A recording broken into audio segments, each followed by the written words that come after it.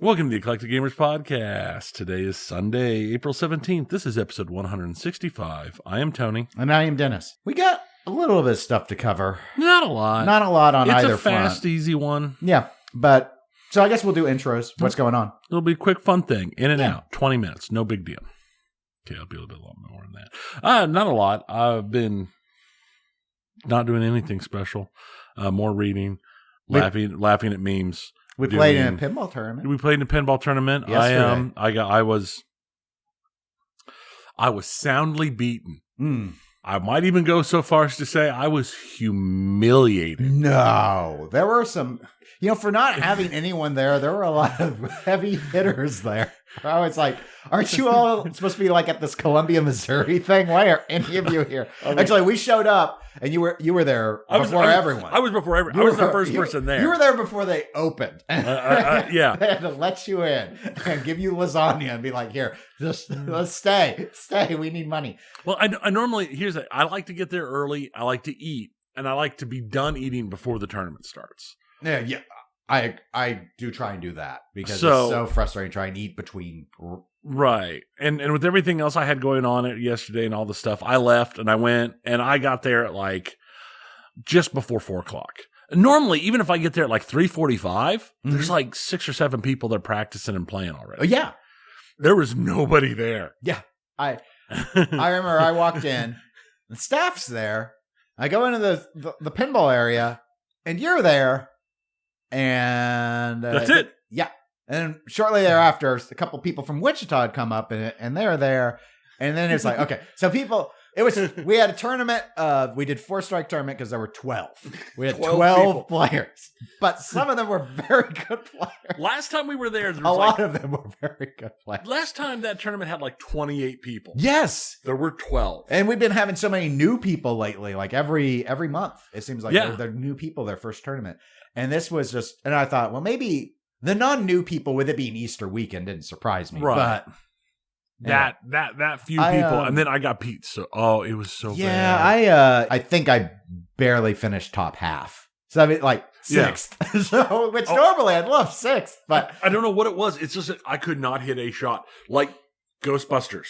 Ball 1 on Ghostbusters. I almost got to 1 million points on ball 1 on Ghostbusters.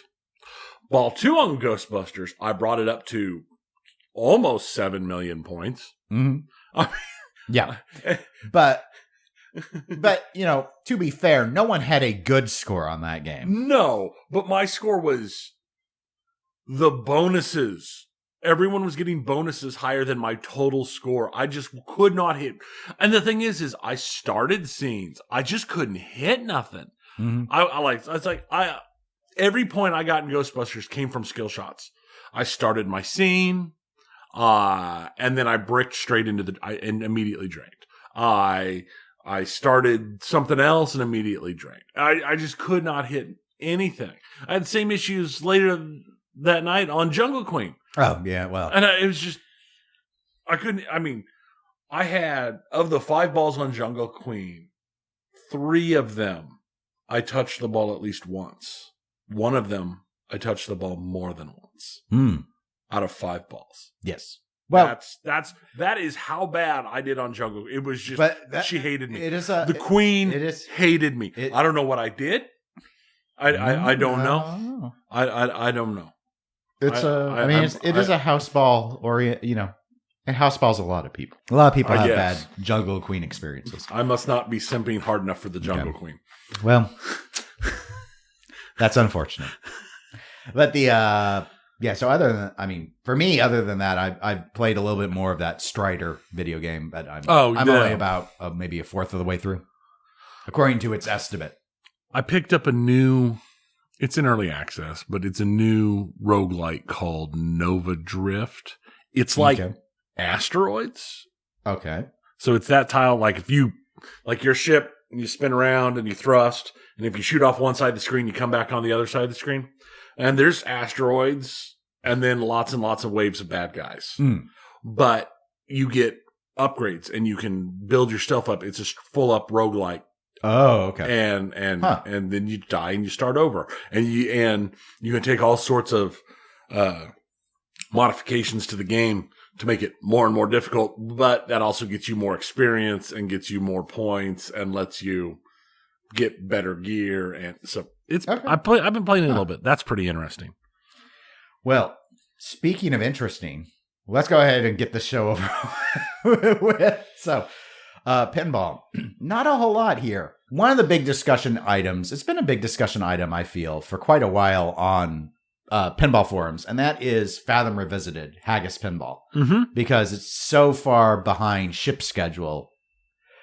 I've been hearing good reports. We heard at TPF, one of the buyers had noted that they had been requested to pay in full, and so that means the games are supposed to be pretty close to coming out, and I've heard rumblings that should be happening. In fact, we discussed on the Pinball Show, the podcast I co-host with Zach Minnie last week, that I guess Haggis is planning to start getting some of those games out at the end of this month. So should be here in the next couple of weeks. We should be hearing some good news, hopefully out of some of the Australian buyers. I'm assuming they'll probably get them first.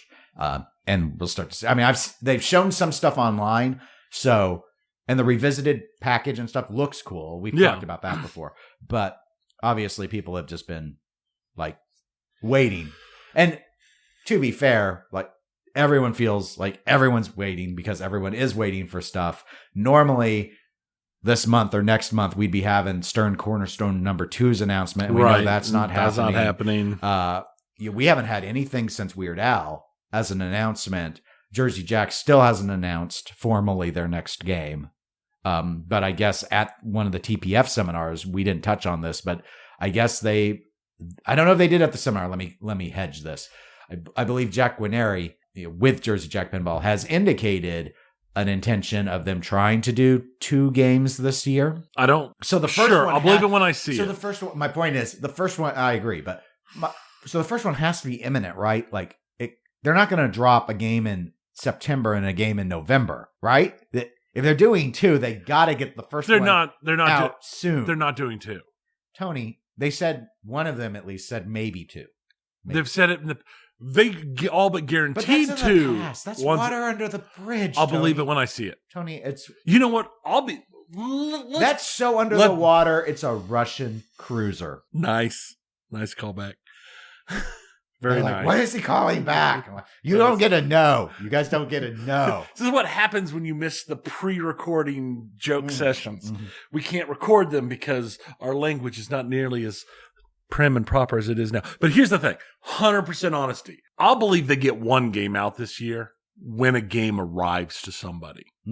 I don't care what they say. Until a game is shipped and somebody's like, hey, I got my whatever. Toy Story? Sure. I got my Toy Story. Until somebody has that, I'm not going to believe they're going to ship a game this year. Period. Because they've proven that they can't ship a game on time. I figure the second the game is formally announced, 6 months to a year after the formal actual announcement, a game will actually drop. Okay. Well, unless they got smart and decided not to announce anything until they're ready to ship. And that was the rumors early at the start of this year, that they were actually have been building these games. But what the thing that hangs me up is, if that's the case, I would have thought they'd have been ready for an announcement in March. Right. Because unless they've got, I understand with delays and stuff that maybe they have been building and they haven't gotten the quantity amassed that they wanted. And I don't know what number that is. Right. My logic would have been, if you had 100 ready, that would be plenty. Because then people would immediately start seeing the unboxing photos and reveal streams. And it depends, of course, who gets the games. But usually that stuff comes out pretty quick. People are excited when they're the first to get stuff. Right. So, anyway, yeah, it's a fair point. You know what? They might get 2 games out this year. They might announce a new edition of Woz. Oh, yeah. That would technically be... Oh, it's a new edition. It's a new game. The Wicked Witch edition? Yeah. It's the Flying Monkey edition. They changed all the arts. It's just, everything is just Photoshop flying monkeys. They took that flying monkey mech out of that Yellow Brick Road edition. There was that. I think to accommodate the new back box they were using. I forget. But yeah, no, I don't. I'll believe it when I see it. I think with Fathom Revisited coming, there might be, not including Stern, there might be one more reveal this year. American Pinball, are you thinking? Or possibly. Yeah. It'll be an interesting award season then if it, I mean, we thought last year was light. Yeah.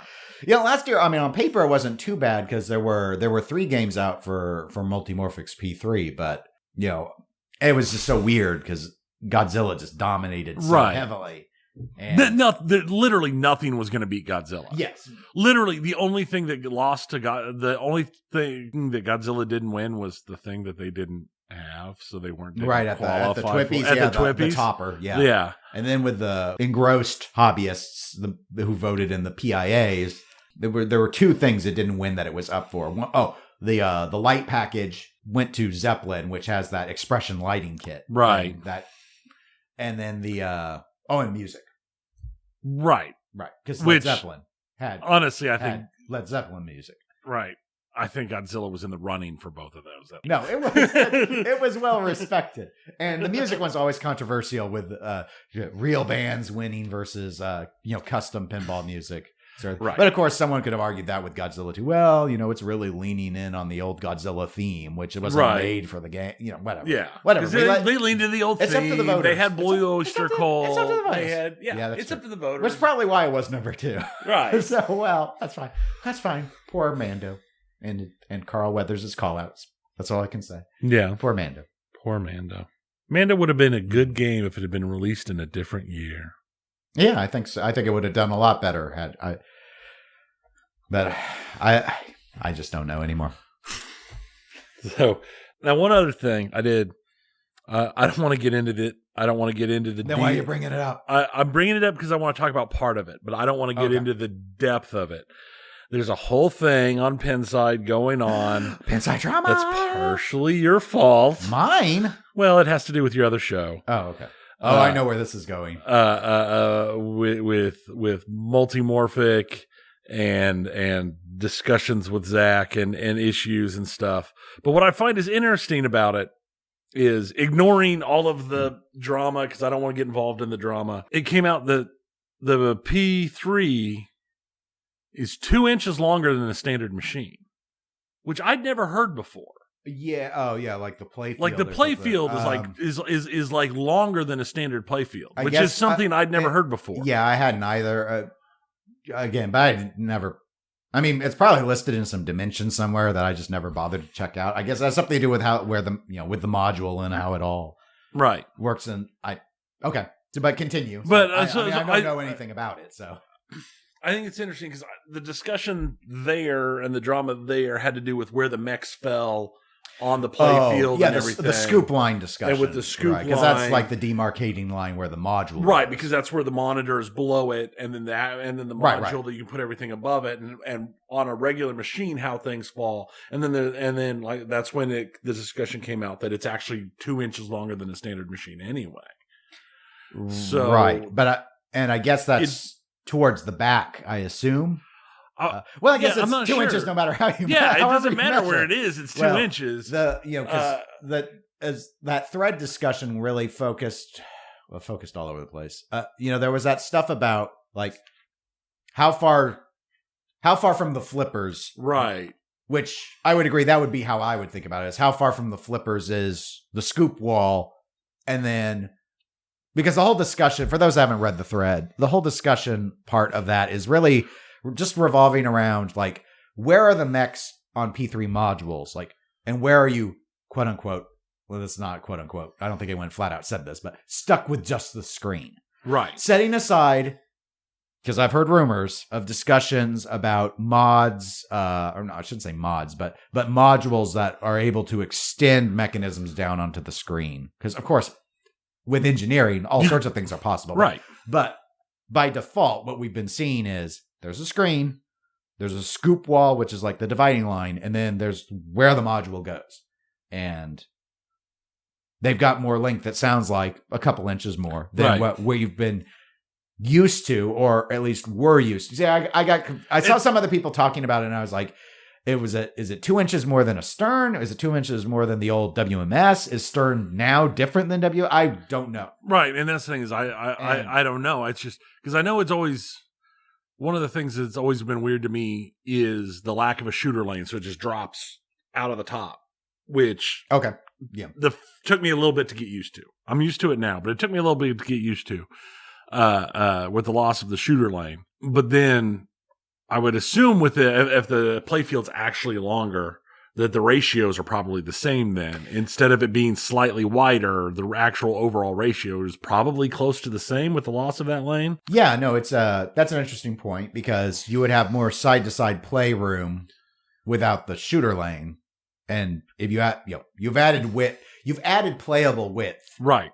And now why not add some length? Of course, it gets weird because not everyone, the length of the shooter lane, how far up it went, varies so much. Like some, it's the entire side is taken up, and others, it's a little section, and they do put more mechs up. Right. It's all weird. It's all math. I shouldn't say it's weird. I shouldn't say it's weird. But case point, our tournament in our tournament we were in yesterday, like Doctor Who, it's a short run, and then it kicks through a mech to drop around to you. Right. Or as opposed to Stranger Things is a short run. Right. Star Trek, for example, though, Stearns goes all the way up. Yep.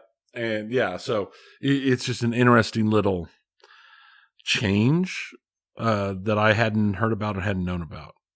Yeah. And I don't know how much it really changes anything. I mean, more space is more space. It's like, I think we think about it more, well, obviously we do, with wide bodies. Because you've added more space to the sides. And different people have different opinions. My opinion is pretty well known. I don't think much of wide bodies. But some people love them because, the biggest thing that you can do with more space is put more stuff in. I mean, that's fundamentally what it offers. Correct. Now, whether or not it compromises the gameplay, a lot of that is, of course, going to come down to what people chose to do with the layout.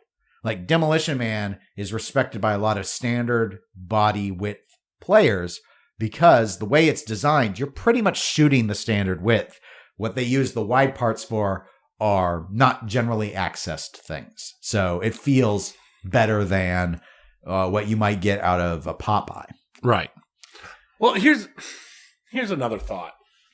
2 inches, it's not very much distance, but the P3 has all of that wide open space down below. There's no mechs. There's nothing. Well, there's the slings and the slings and stuff, but there's that big wide open area. So if you're looking at 2 inches longer, you've got that much more straight space with nothing in the way to slow your acceleration down of the ball, depending upon how hard the degree you have set of a slope.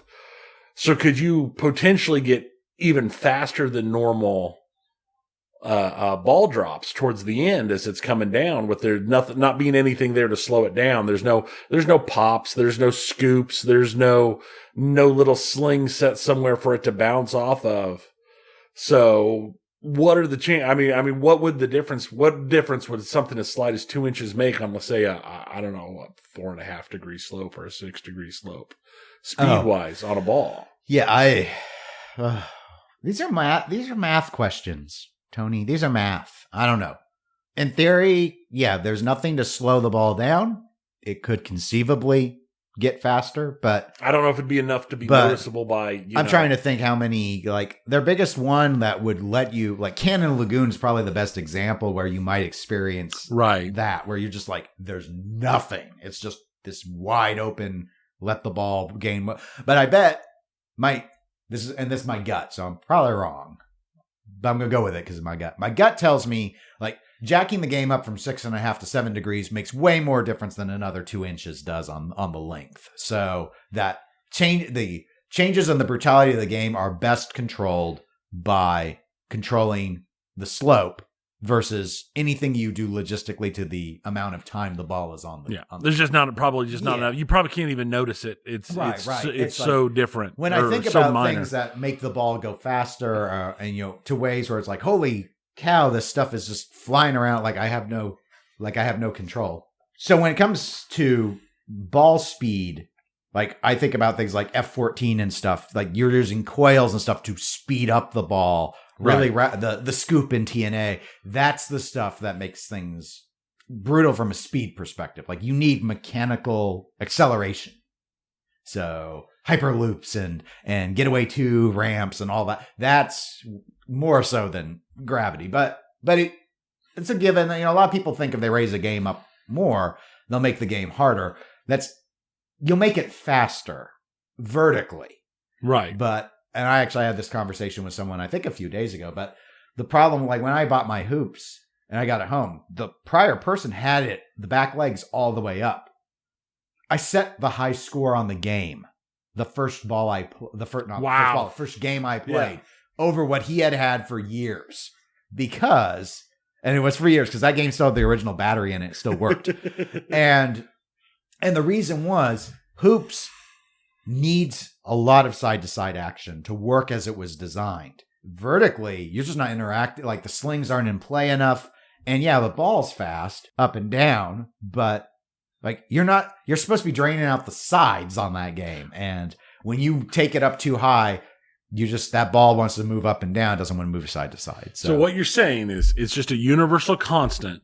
Width is more important than length. Sure. If your flippers are pointy enough, like Gottlieb's. Exactly. There. So yeah, no, that was okay. Well, that's an interesting point out of that thread. I hadn't thought about. I thought once you brought it up that you're gonna be along the lines of the like the mechs and the scoop wall and because that's what I started to think about. Because of course I saw the posts and I read it. Right. Well, I mean, and it's true. I never really considered it that way. I hadn't either. I was more looking at to see actual numbers. That was what kind of changed it in my mind when there's actual numbers put to the differences. Well, yeah, and that's what it was for me. And setting aside that, because I saw like there were tape measures starting to come out, and it's like, let's just think about it from when you eyeball something, because that's what the average player is going to do. And so that's what that made me do that whole exercise. So it was that part was at least a little interesting. I think that it went in a direction it didn't need to go, but conceptually, you know, I've always just chalked up like as you know, I don't have an interest in owning a P3. And none of the games have been, well, I've found a few of them to be good, like Weird Al and Heist. Yeah. They're not, but I want to own it good. You see? And I've always just assumed that I just leave it that generalized. It's like, oh, this game is fun, but it's not put it in my lineup of 7 fun. Right. Like how Rush. I was like, okay, yeah, Rush seems fun, but I don't have an interest in owning it. I'm not saying it's not good, but it's not Dennis good. It's not coming into the lineup. Yes, it is not worth owning. Right. It's not, to me, it's not worth owning. In personal opinions. But this made me think, what is it? I don't know. I'm not going to go and count like how many games rely on mechs below the scoop, aside from the standard 3-inch flippers and unified, symmetrical slings. How many have mechs that are, and stand-ups too, because of the screen thing, but below that scoop line versus above, like, it depends if you count EMs or not, quite frankly, because EMs are really going to skew everything. But so this made me think, maybe that's it for me though. Maybe that's distilling it down beyond game design. Fundamentally, it comes down to game design, but distilling it down, maybe I'm just biased in favor of games that have mechs in the lower 2/3. I wondered, is that true? I never thought of it like that. That would be part of a bias, something that you don't think about. It just exists. You own, and again, EM, but games are games. You had wanted it a really long time. You have Campus Queen. Right. And it's like, okay. So what I'd started to wonder is, with our games, could we have them designed for the P3?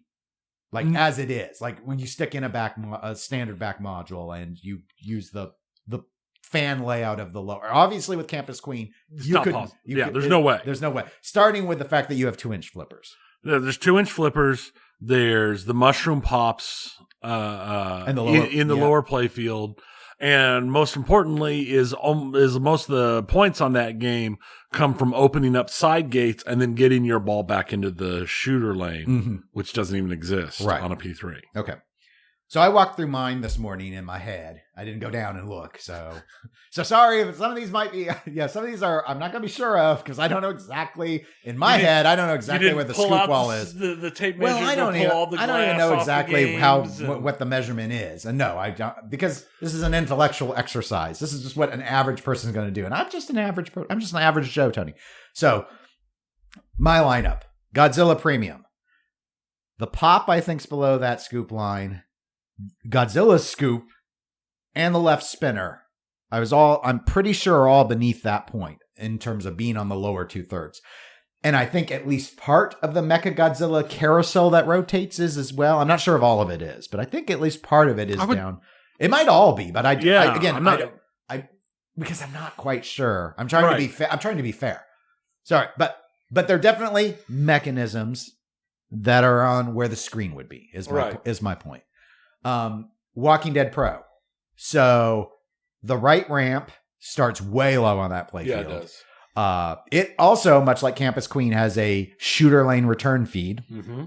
And then I think, again, not quite sure, the Well Walker Bash toy may be too low. I may be right on the edge. Vis-a-vis. It may straddle it. It could go either way. It may straddle it is the issue. So, because again, people aren't, most of these other games, they're not going to think about where is it, a third or 2/3? Like, it's just, they put it where it fits, so to speak. All right. So that one you couldn't do. Star Trek Pro. Left orbit spinner is too low. The left scoop.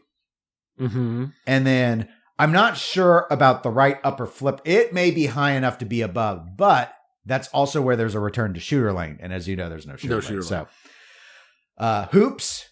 I think maybe the leftmost kickout hole is too low, but I'm not sure about that. But regardless, hoops relies on that the slings are not the same size. Yeah, it's all asymmetric. Yes, that's sort of they're not symmetrically designed slings. One is way smaller than the other.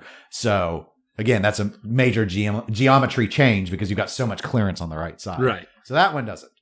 Firepower is one that maybe you could. I wasn't sure. Most of the shots on that are back, other than the six stand-ups in the bank in the middle, like the 3 on the left and 3 on the right, but all kind of centralized. They might be at that scoop line. I wasn't sure. So that one is a maybe. TNA pop bumper is way too low. Oh yeah, so definitely. That one is a no. And then Buck Rogers is my last game. It's got two target drop banks on the left. The far left one is definitely too low. Or beneath the scoop bank, I should say. Then there's the whole right side drop targets. They're too low. And then it also has 2 different size slings, kind of like hoops. So other than maybe firepower, all the stuff I've chosen to put in my collection has mechs in that lower 2/3 section. So, maybe that's it. Maybe some people are want that and other people don't. Because here was and I've never asked, but this was just my assumption way years ago when I saw P3. My assumption was this design with the screen is clever because it's essentially embraced the notion that fan layouts are what people are wanting to design possibly or whatever, but you want to be able to accommodate a fan layout. And think about when this all came out. What was the Pinside top 10? We were talking earlier. Medieval Madness, Attack from Mars, Lord of the Rings. Things where most of the shots, if not all, are in the back of the playfield. Right. And the P3 design would accommodate and those were very popular games. So to me, it may not be for me, but it's not a bad thing. I just think, and I kind of had this conversation with Zach. I know you didn't, I shouldn't say I know because I didn't ask you. I assume you didn't listen to the TPS. Yeah, you were right the first time. Right, okay. I didn't listen to the TPS. All right, so let's see, how many TPS episodes have I listened to? None. Okay, well, maybe you're probably not missing much. But he and I had a conversation about Germs because he didn't like Germs. I liked Germs, and I thought Germs was I didn't get to play Germs. I liked watching Germs because the thing about Germs, what it does that I like is it leans into what makes the P3 special. And I think having these conversations, including these people talking to me about, ideas about moving mechs to be over the screen and stuff, it's like, to me, it's not leaning into what makes you special. It's trying to be what traditional pinball does. But gluing on additions onto traditional pinball, I don't think is ever going to feel as good as it does if you did it from the ground up. Right. This is my take. So why not have things like the germs and be like, no, we're not traditional pinball. We're not going to have a pop bumper above a slingshot on the right side of your game. We're not going to stick a scoop down, 3 inches to the left and above the left sling. Like, no, we're giving you things like germs. We do ball tracking down here. We use technology down here. And I think that's the way they should lean. And so far, that's what, by and large, their modules do. Right. So, and because that part's enjoyable. So it's just, my thinking is like, I don't know. That's where the whole thing with the discussion about that.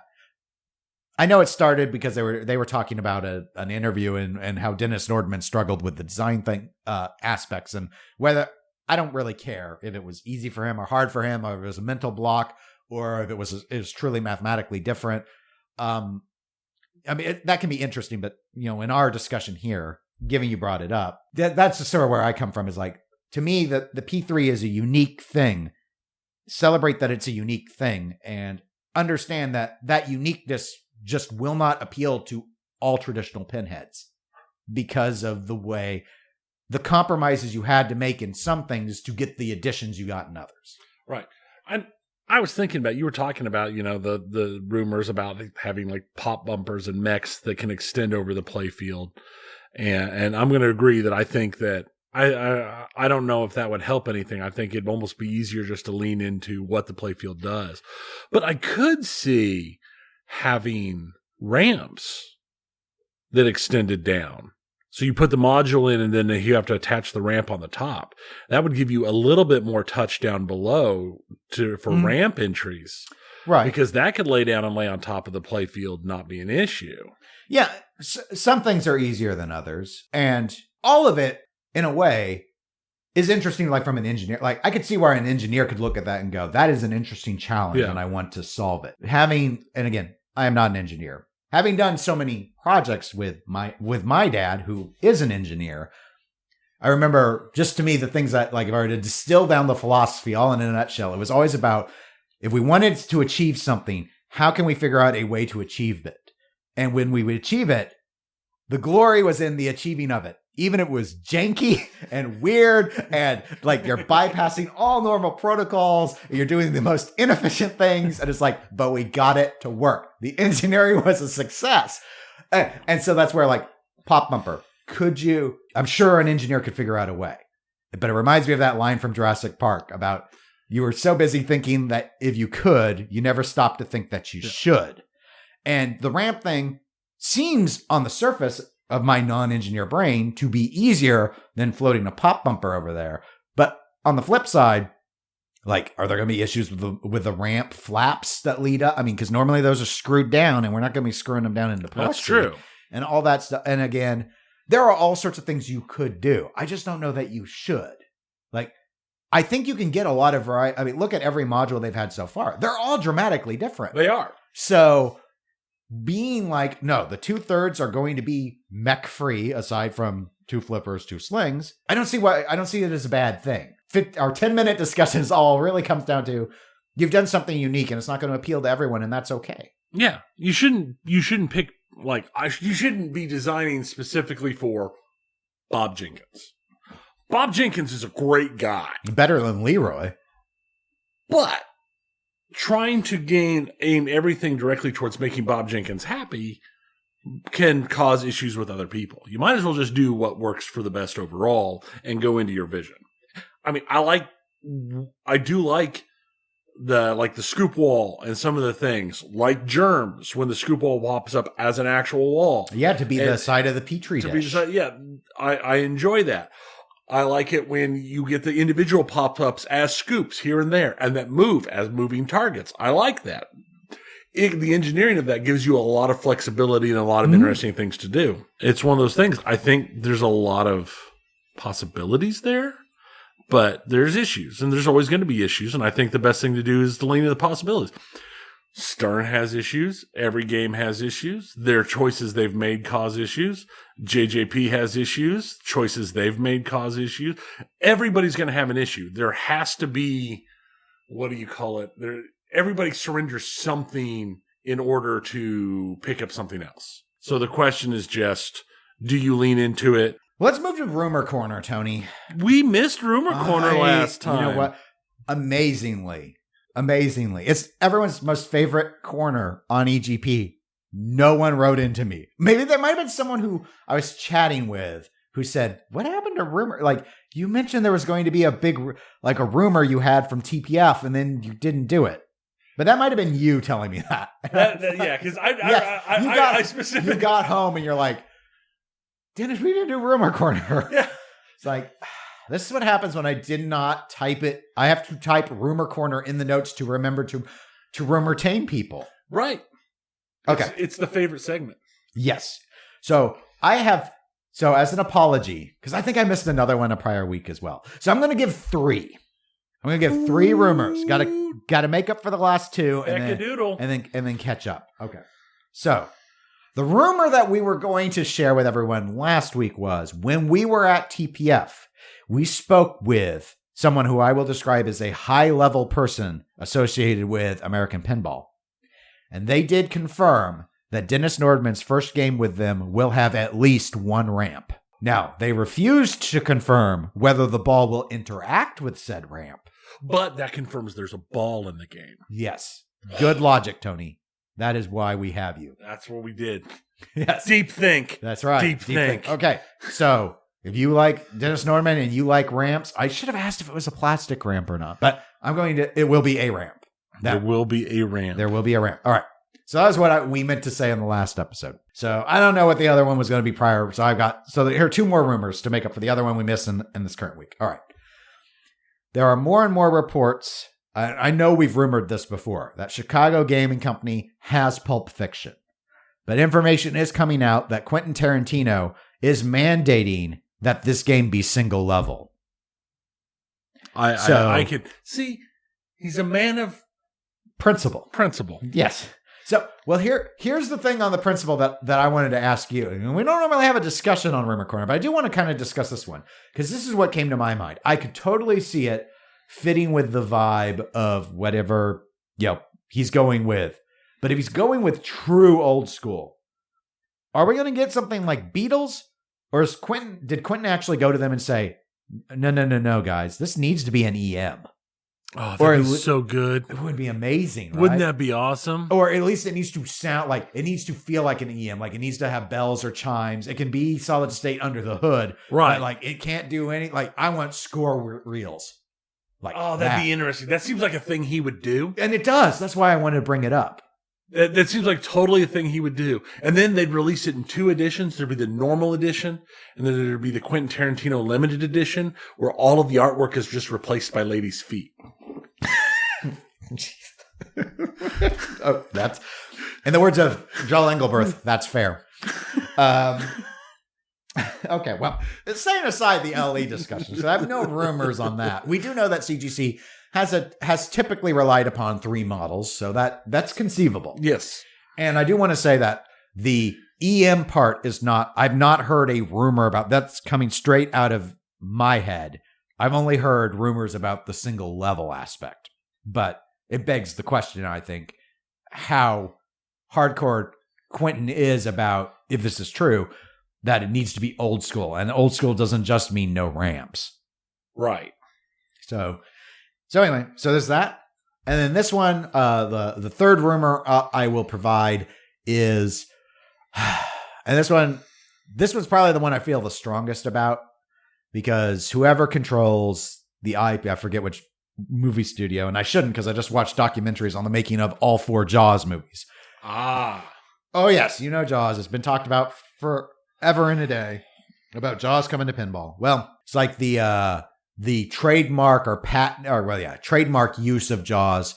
The studio updated to add pinball machines into the listing, and the way it was filed was there's like categories, I guess, and it was filed in we are actually intending to do this category. So Well, that seems like a pretty solid rumor. So now the rumor is that Jaws Pinball is in development and that Stern is who controls it. Further adding the layer of diabolical trolling that they like to do, given that the code name that Elwyn's Jurassic Park ran under was Jaws.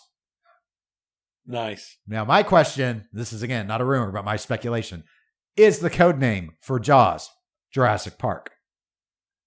I mean, it would complete the circle. But it would also be stupid. You know what would be the better code name for Jurassic Park? Well, Jurassic Park already had it. Sorry, the better code name for Jaws. No, I don't know. Back to the Future. Oh, I love it. I love it. You'll never have your Back to the Future, Zach. I think the biggest problem is at this point with Jaws, there's nobody good left alive to do call-outs. Oh, let's have a little bit of conversation about that. So my guess is that it won't have any of the actors on the screen. Maybe they'll have... I wouldn't think so. Or their voices. So it'll be trash. It'll be hot garbage. It will. They could either get some sound-alikes. I don't know. Have you played the Zen Studios Jaws virtual? No. Okay. I think they tried to do sort of sound-alikes. It's not cringy, but it's not great. But, yeah, I mean, there could be that. Maybe there's some obscure, like, who's left? I mean, I don't know if they can get Richard Dreyfuss. That would be what everyone would want. The two other main actors are obviously dead. Yeah. I believe Mrs. Brody.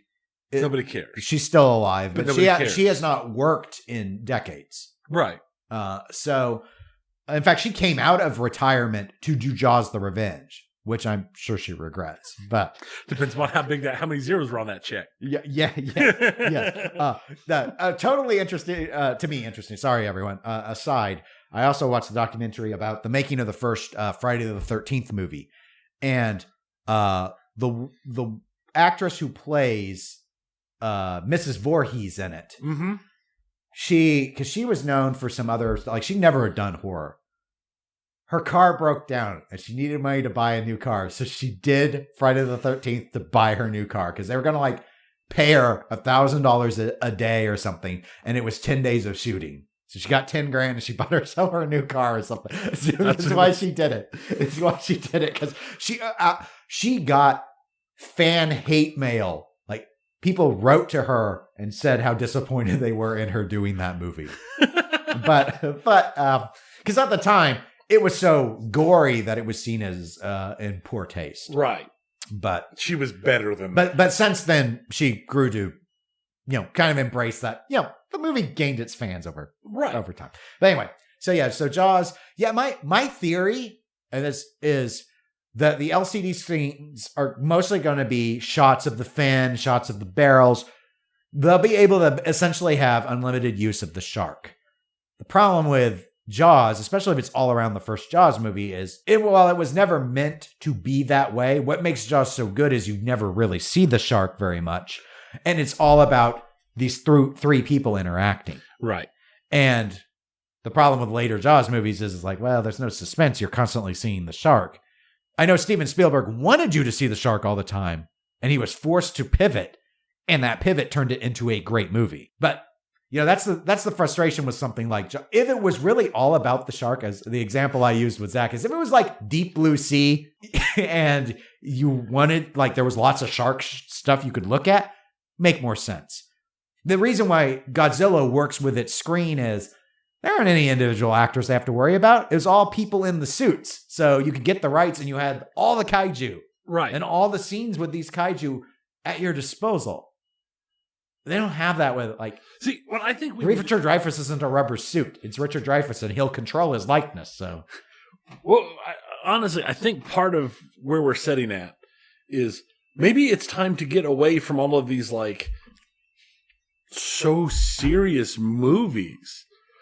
We don't need a pinball machine based on Godfather. Oh. We don't need a pinball machine based on Jaws. Where's 1941? Where's Airplane? Where's Hot Shots?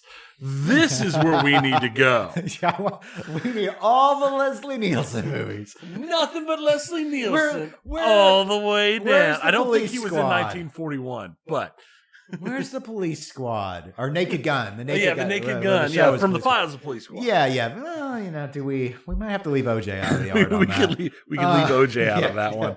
We could. Yeah, definitely. Where's Dracula dead and loving it? Master. Wasn't he in one of the scary movies as the president? I think so. Yeah. Or one of the knockoffs. Or one of the knockoffs, or one of the Where's Mr. Magoo? Mr. McGee. Where's Repossessed? Repossessed? My favorite scene from Repossessed to this day is when they go up to, like, it looks like one of those, it's like a vending machine to get chips or cigarettes or whatever, and they put in the money and get out a Bible. Yeah. It's my favorite of the whole thing. Is my favorite scene. Is this. I've never seen Exorcist. Everything I know about Exorcist comes from Repossessed. Oh, I've seen Exorcist. It's solid, but yeah, no, Repossessed is so. I just love the right. It's just like rock and roll. I hate rock and roll. Oh.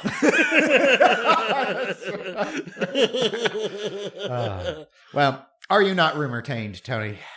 I was. I hope people feel like we've made up for it, made up for our past transgressions.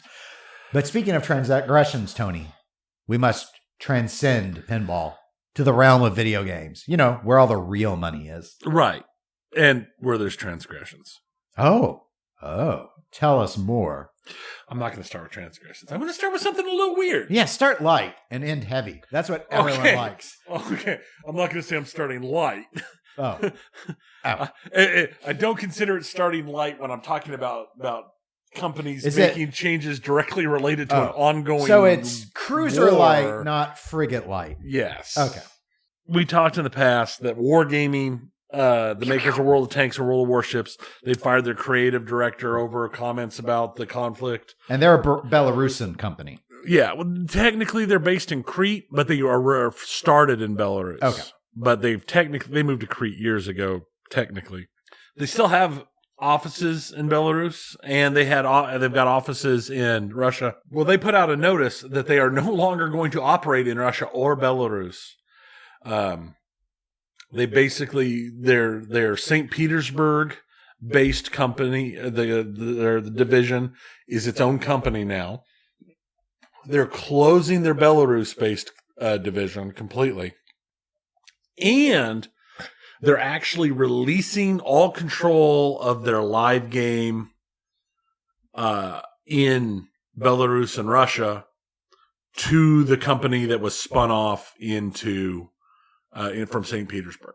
Mm. So they are releasing World of Tanks and World of Warships. They are no longer controlling that game for those servers that are for Russia and Belarus. Okay. That will be a different company with a different game, and there are no ties between them. They actually put out a announcement. I'll read it real quick because it's pretty short.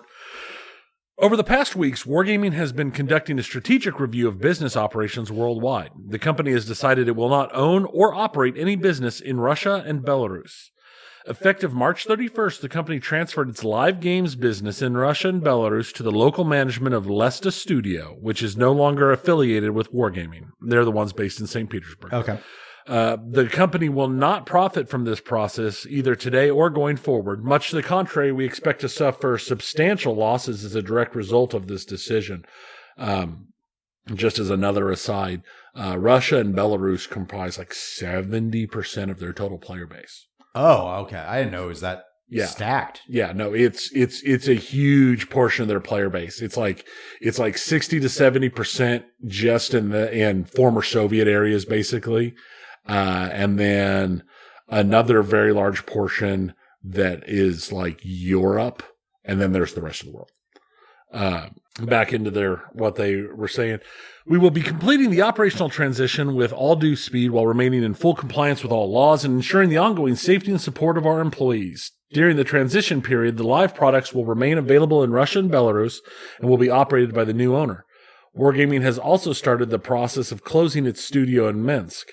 It will be conducted in strict compliance with the law. Heads of products and services will be meeting with their teams shortly to discuss the impact of this decision on each department. We will provide as much severance and support as possible to employees affected by this change.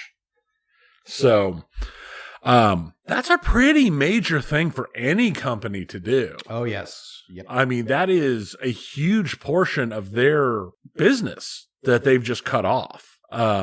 Obviously, they've had to have figured that they can survive it. Yeah. Though it'll hurt, and they'll probably be in for some lean times. Yeah. Given the vagueness of what they could, like they weren't very specific on what severance they could provide. Right. And that's probably because they're not entirely certain how easy they'll navigate this. Right. So it'll be interesting to see. What I've been wondering about since I first read this is, what kind of divergence are you going to see in the live game, provided they maintain World of Tanks and World of Warships on all of their other worldwide servers, as the divergences start between the two games as patches come and changes come? Or what else are they working on to start a new live game? Which is possible. I don't know. They've kind of, I won't say rested on their laurels, because they're continuously putting out new patches and adding new stuff to their live games. They're very good about it. They've put out several games that are not their live games in the past as well. Some of them are kind of popular, some of them aren't. But they've still, the core of their money has always come from World of Tanks, World of Warships.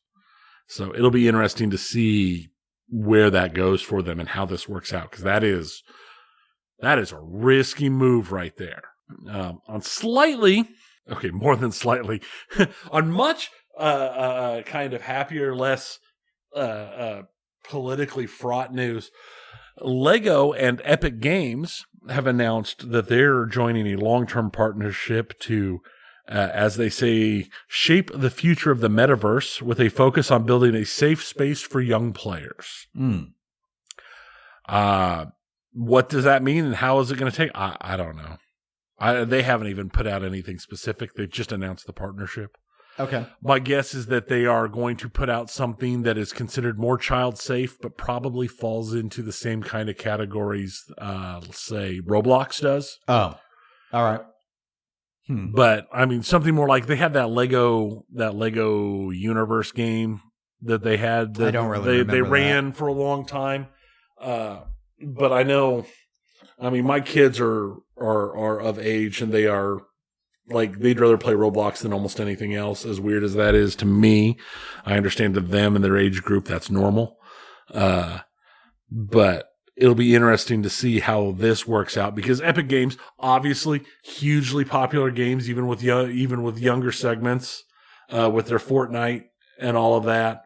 Lego is Lego. I mean, that is a pretty powerful combination of companies working together.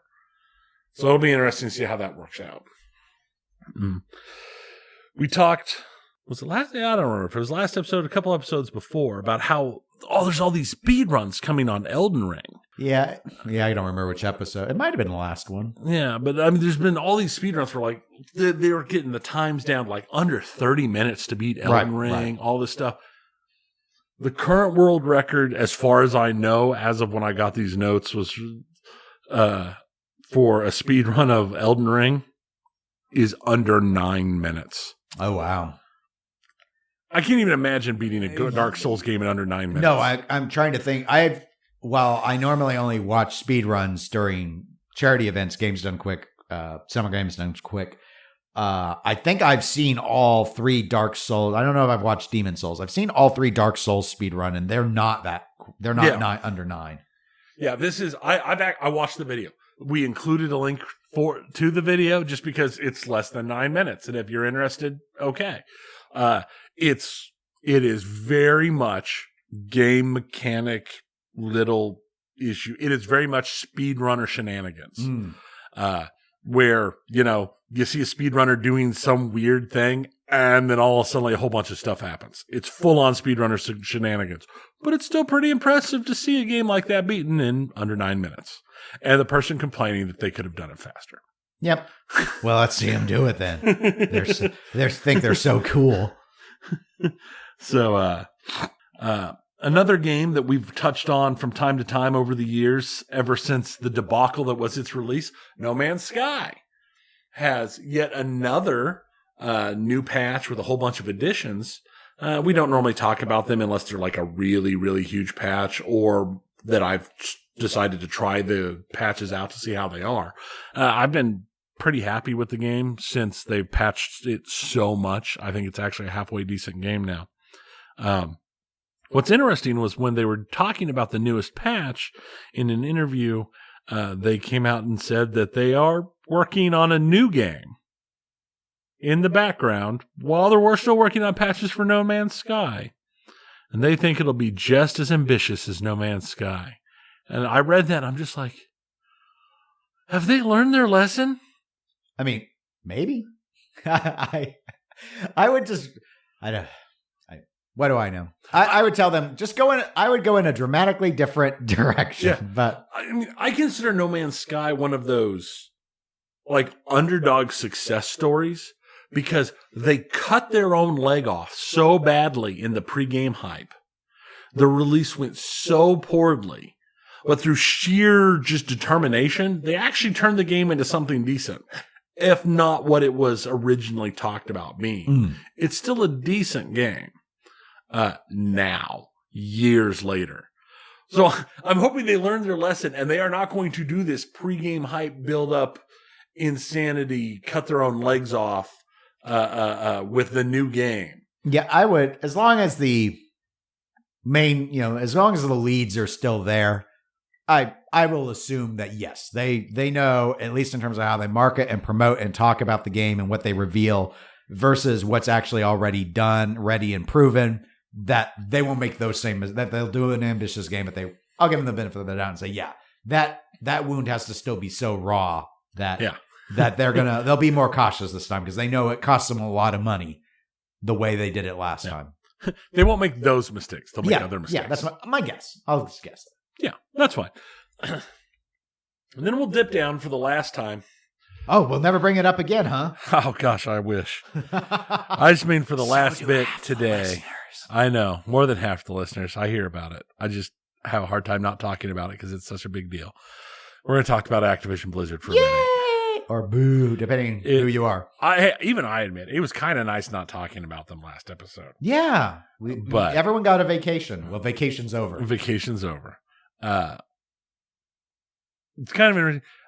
It's been noticed in Overwatch that they have edited Zarya's skins. She had a bunch of skins that had Z's on them. Those have been removed. No Zed. That's understandable. Not a huge thing.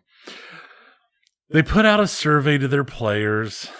Which, gauging Overwatch players or? No, to all. Activision Blizzard put out a thing to players.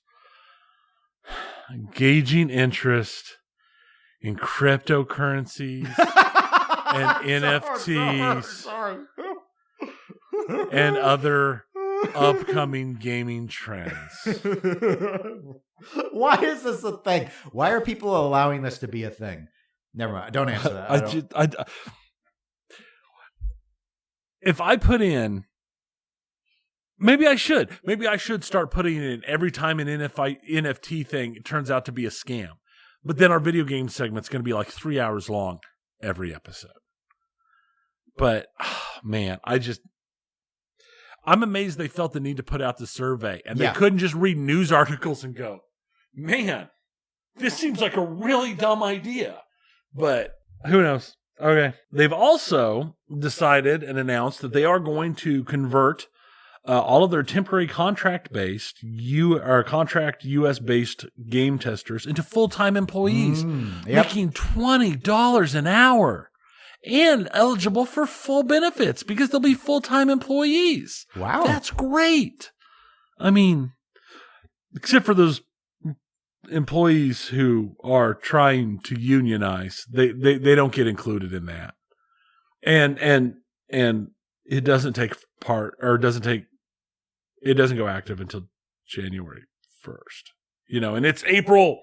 What I say it was? It's April 17th. Yep. So they've got to wait, 8+ months ish or 8 months before they become, but eventually they'll become full-time employees if they don't get fired by, before then because of something or another.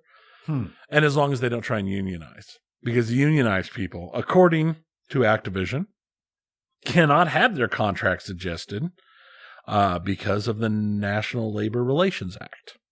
Though the union organizers and people from the Communication Workers of America, the union they're attempting to join, says that that's not how that works.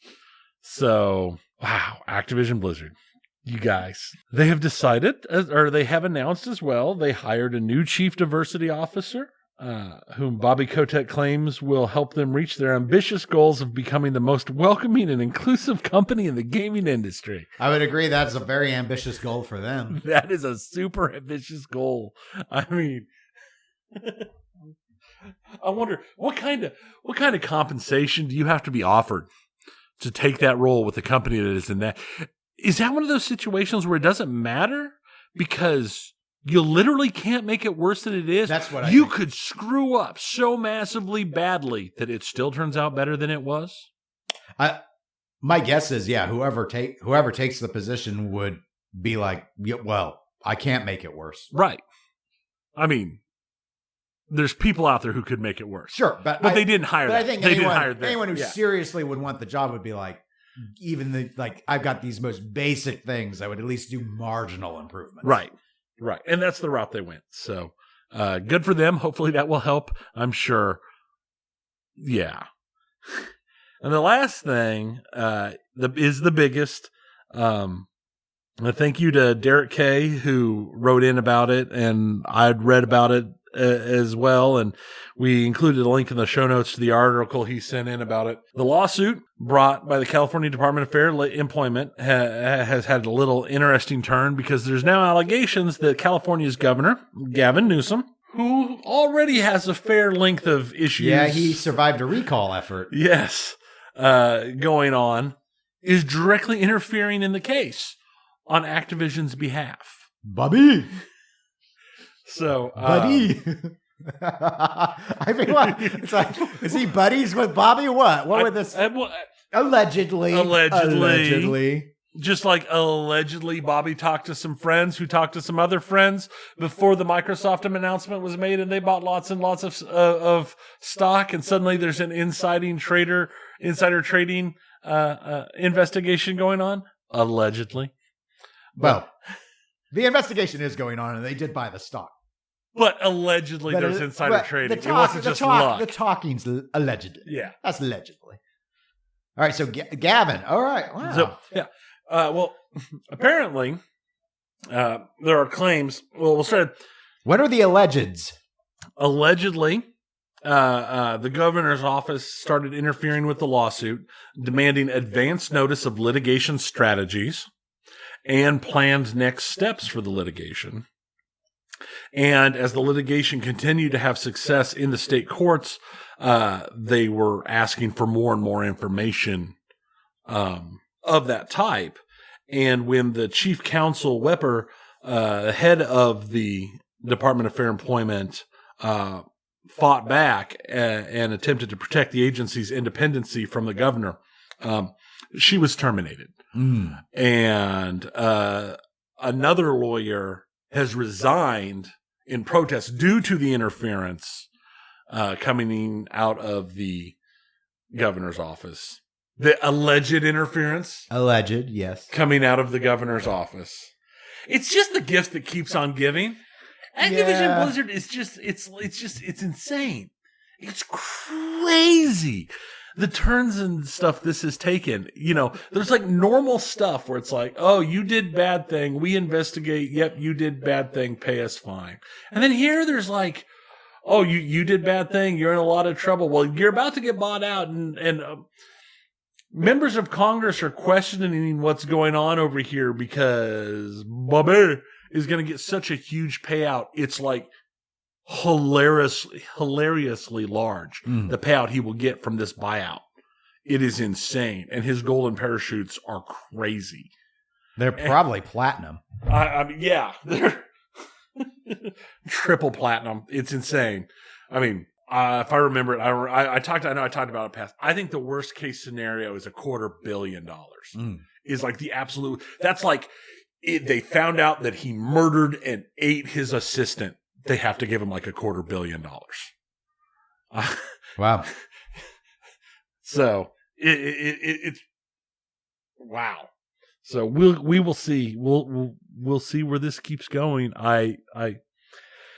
Of everything I saw coming up, the governor interfering on Activision's behalf was not something I ever expected. No, it seems so weird. If obviously, if the allegations are correct, I mean, they have some that the terminated lawyer had just been reappointed by the governor like 4 months prior. That's what makes it so weird, because like you had a good opportunity to get rid of them quietly if there was some other motive. So unless they did something else that the governor didn't like, but they haven't said that yet. Right. So it's weird. It's weird. The whole thing is just weird.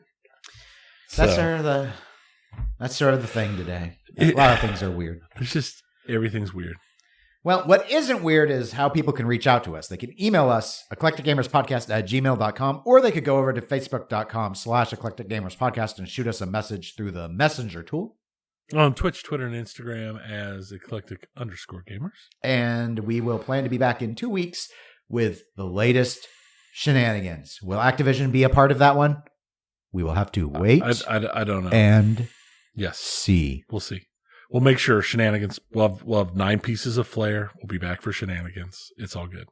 Oh, that's a good reference. Ryan Reynolds will appreciate it when he hears this episode. He will. All right. We love you, Ryan. Yes, we Bye. do. Bye-bye. It was my July 4th break. This is our Independence Day. Wait, no. It's not. This is Easter. This is the Lich's Day. Oh my God. Oh dear. Oh dear. Welcome to the Eclectic Gamers Podcast. We're not recording yet, so. No, I just not. I saw you clicking the button. Like, oh my God, he's doing the breath. That's the breath. Click, click, click, click, click, pancake, motherfucker. All right, it is recording now. Click, click, mother pancake. Sorry, I always remember that from Family Guy, like season 1. Anyway. Back when it was funny.